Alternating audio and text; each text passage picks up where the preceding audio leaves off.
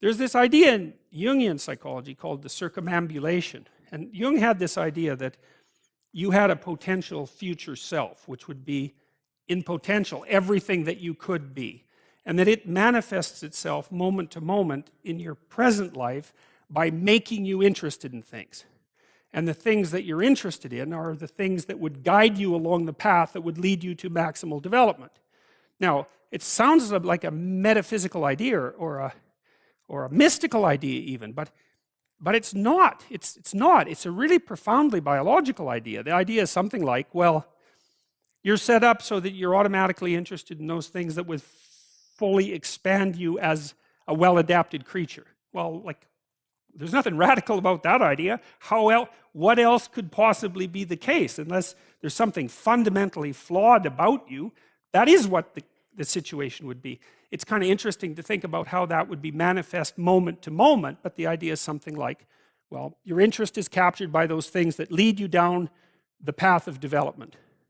Well, that better be the case. Okay, so that's fine. And so there's some utility in pursuing those things that you're interested in. That's the call to adventure, let's say. So, and the call to adventure takes you all sorts of places. Now, the problem with the call to adventure is, like, what the hell do you know? You might be interested in things that are kind of warped and bent. And often it's the case that when new parts of people manifest themselves and grip their interests, say, they do it very badly and shoddily. And so you stumble around like an idiot when you try to do something new. That's why the fool is the precursor to the savior from the symbolic perspectives, because you have to be a fool before you can be a master. And if you're not willing to be a fool, then you can't be a master. So you're going to, it's an error-ridden process. And that's also laid out in the Old Testament stories, because the first thing that happens to all these patriarchal figures when God kicks them out of their father's house when they're like 84 is that they run into all sorts of trouble, and some of it's social and some of it's natural and some of it's a consequence of their own moral inadequacy. So they're fools. But the thing that's so interesting is that despite the fact that they're fools, they're still supposed to go on the adventure, and that they're capable of learning enough as a consequence of moving forward on the adventure so that they straighten themselves out across time. And so it's something like this. So this circumambulation that Jung talked about was this continual, we'll return to this continual circling in some sense of who you could be. You might notice, for example, that there are themes in your life. You know, when you go back across your experiences, you see you kind of have your typical experience that sort of repeats itself. And there might be variation on it, like a musical theme, but it's like you're circling yourself and getting closer to yourself as you move across time. That's the circumambulation. Now, you remember that for a sec, because we'll go back to it. Okay, so imagine that something glimmers before you. It's an interest that's dawning, and you decide, well, first of all, you're paralyzed. You think, well, how do I know if I should pursue that? It's probably a stupid idea. And the proper response to that is, you're right, it probably is a stupid idea, because almost all ideas are stupid. And so the probability that as you move forward on your adventure that you're going to get it right the first time is zero. It's just not going to happen. And so then you might think, well, maybe I'll just wait around until I get the right idea, and which people do, right? So they're like 40-year-old, 13-year-olds, which is not a good idea.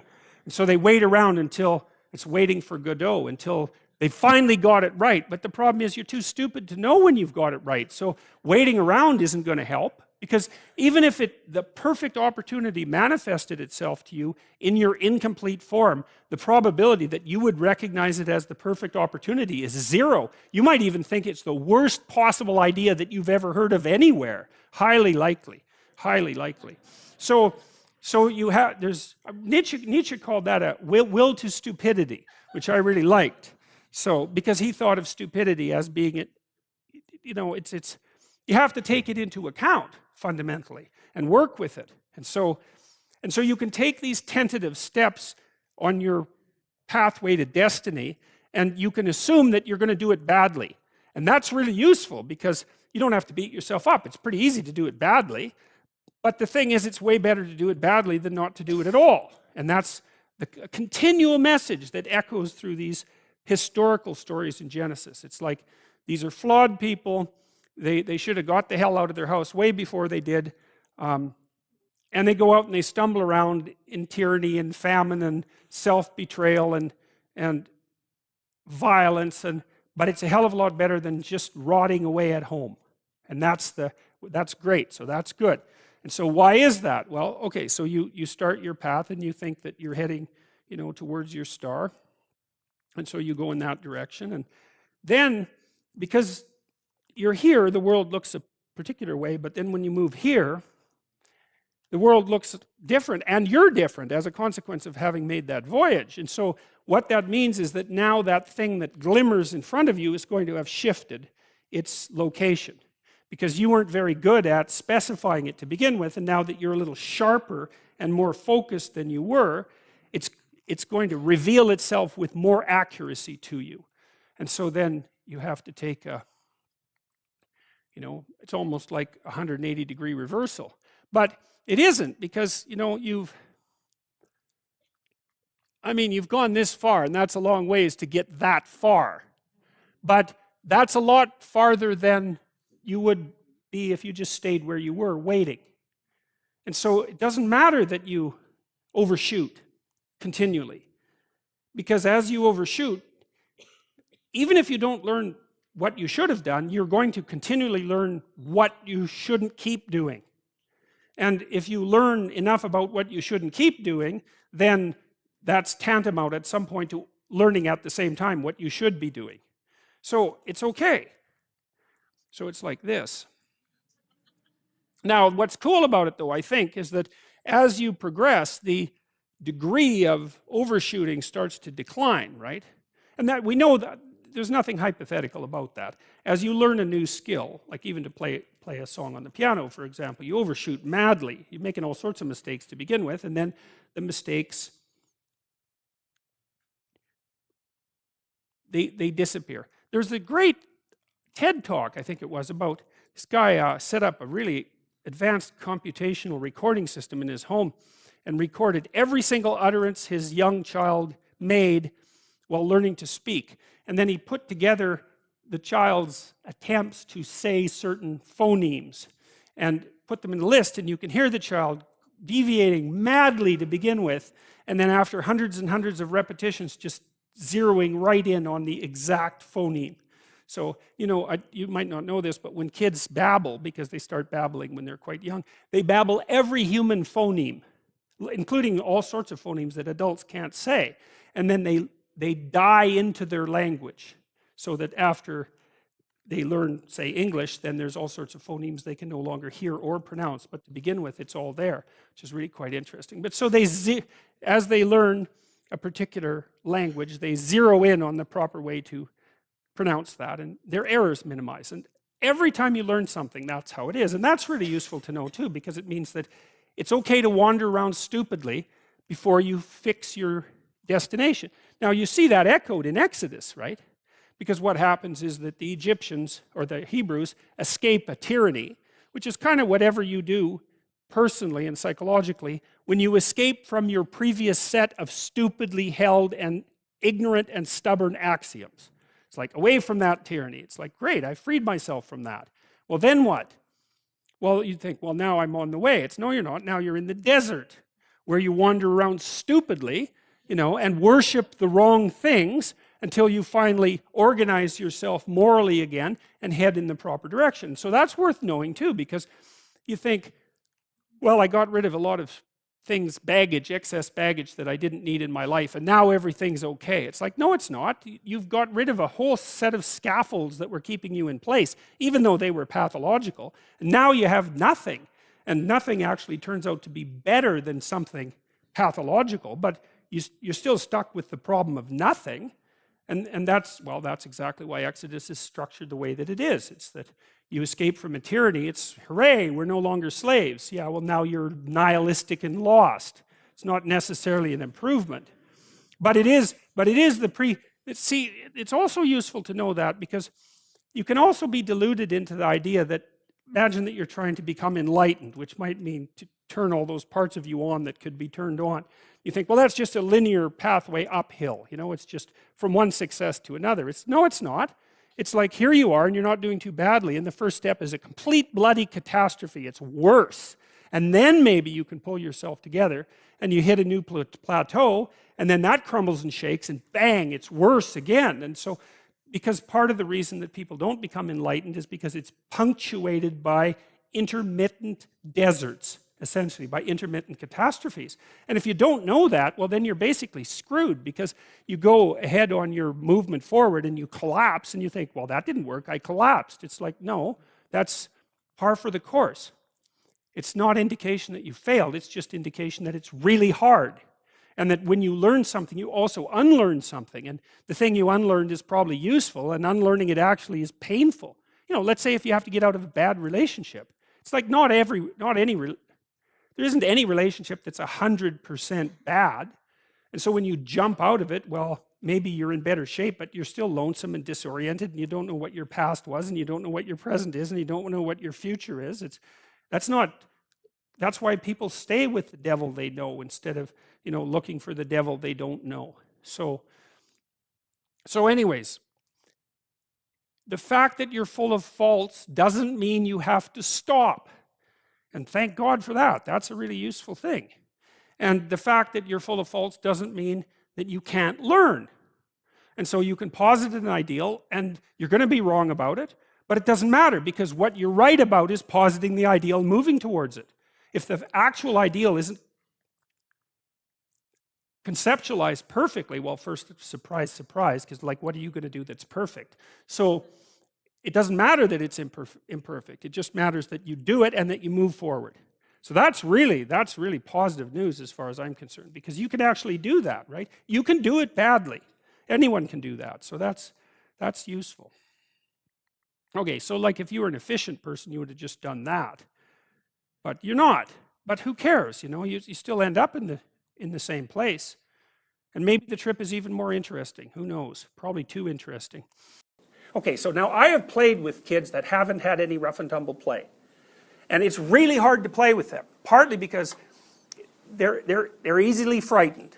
You know, they'd like to play. I know how to play with kids. They'd like to play. They're pretty hepped up on it, you know, and they're really excited, especially about physical play. But they're awkward, you know, so you play with them, they stick their thumb in your eye, or, you know, or they cry really easily when nothing really happens, and like, they just don't have it together. A kid that has done a lot of physical interaction, physical playing, that kid, it's a different sort of kid, because the first thing the kid knows, it's not a rule, the first thing the kid knows is, how forceful can he be with you so that it's exciting and interesting and fun, but it's not too much? And that's really an interesting question, because actually, to really play a good game, like a physical contact game, like wrestling with a kid, is that you want to let that kid come right up to the edge of hurting you.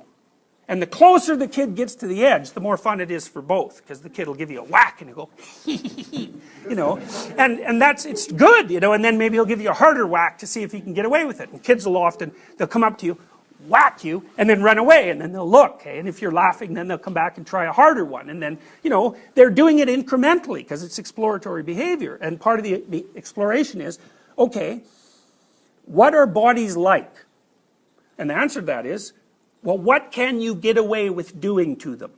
But it's a more sophisticated answer too, which is, what can you get away with doing to them in a way that allows you to continue to explore without fear or punishment and without blowing the whole game to bits?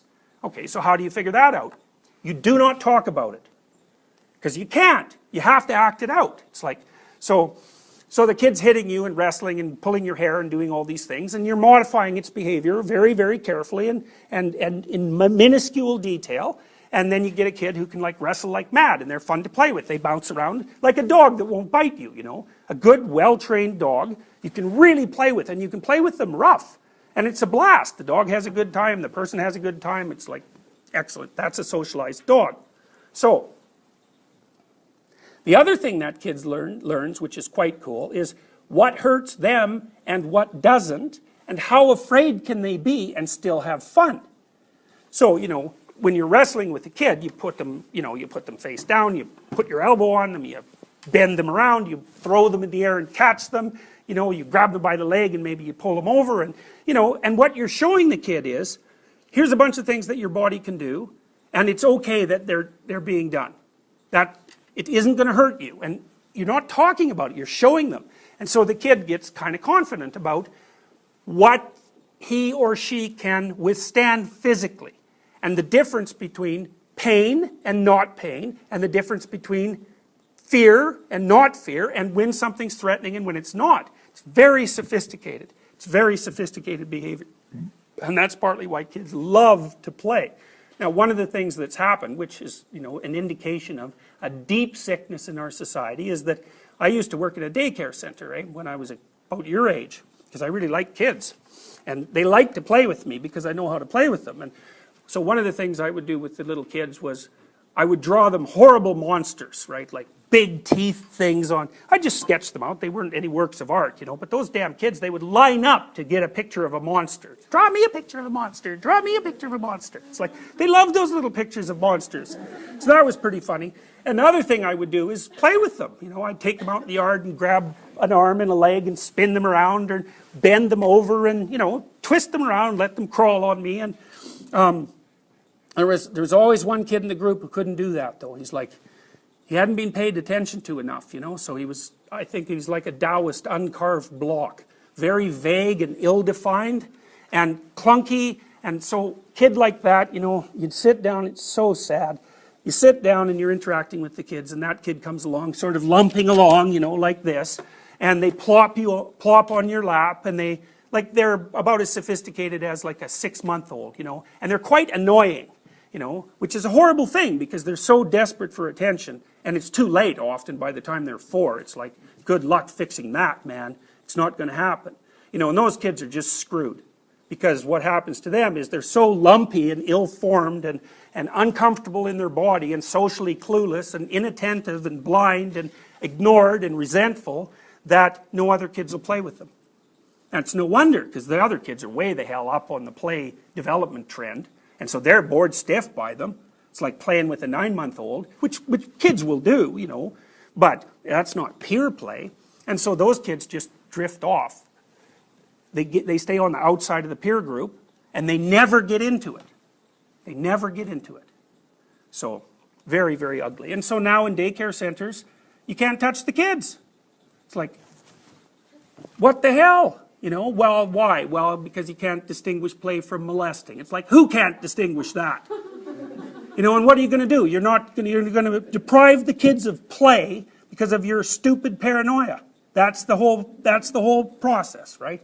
Brilliant. Brilliant. What you're doing is you're teaching children that adults are so dangerous that they can't be trusted to be near you. That's a lovely thing to teach children, especially because they're going to be adults. Well, and then there's Foucault. Foucault, who I have no respect for, by the way. I think I've read a fair bit of Foucault, and I think everything he says is obvious. So, for example, he criticizes the idea of mental illness as a social construct. It's like, well, yeah, obviously. I mean, it's not like psychiatrists and psychologists and mental health professionals who are relatively well informed haven't known about that for the last 60 years. I mean, it might be a revelation to people who don't notice that psychiatry, for example, is something like a compromise between the patient, biology, and the social world.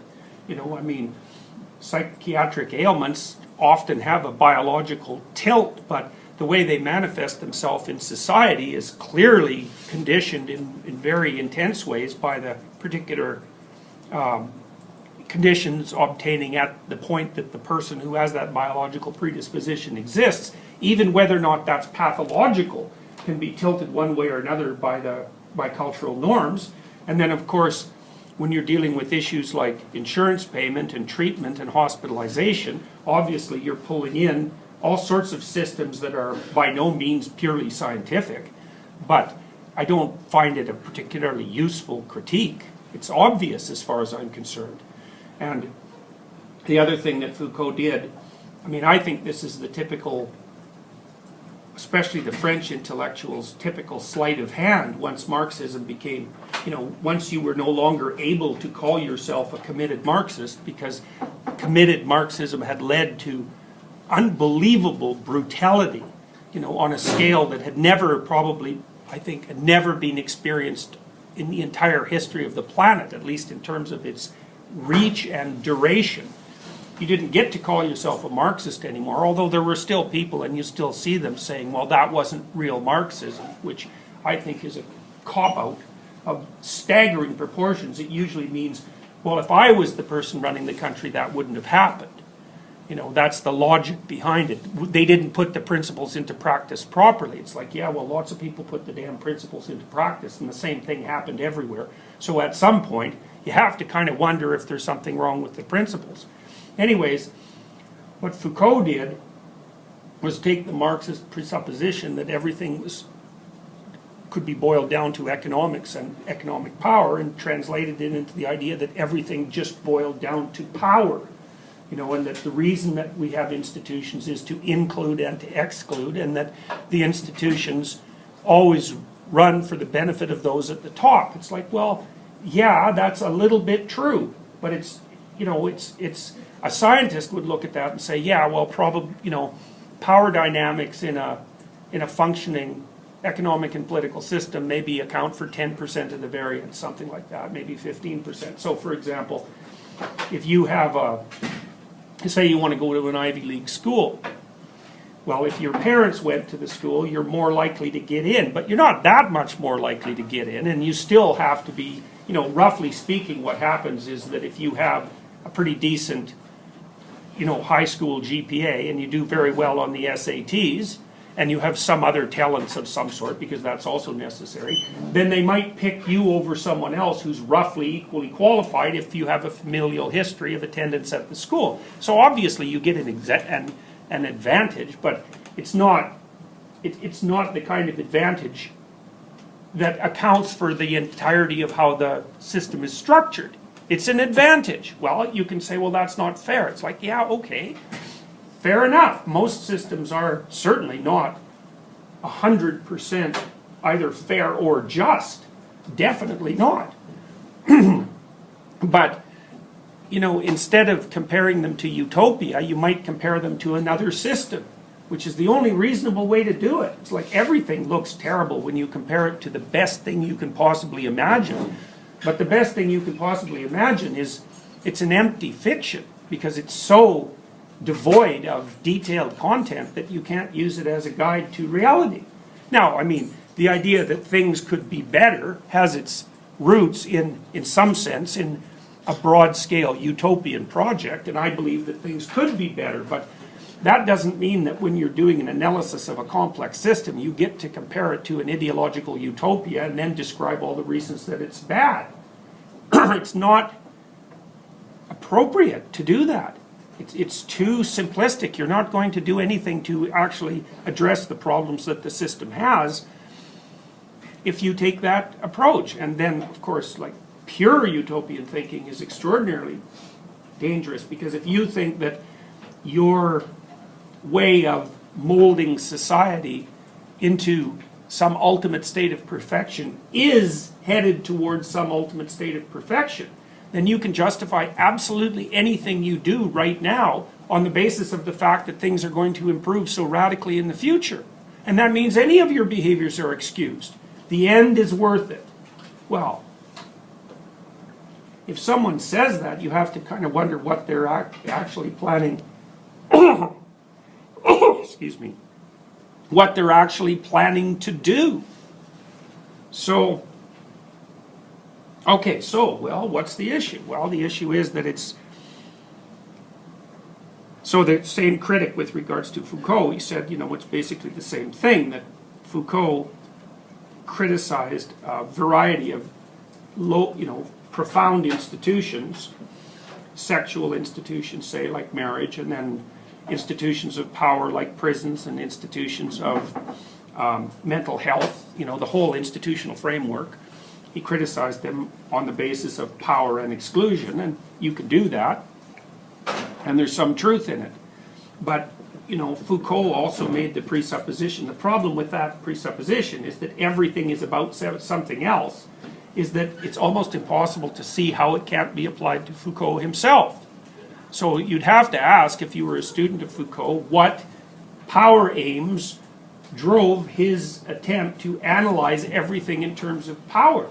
And I actually think with Foucault it's pretty obvious. So, but it's a game that never goes anywhere.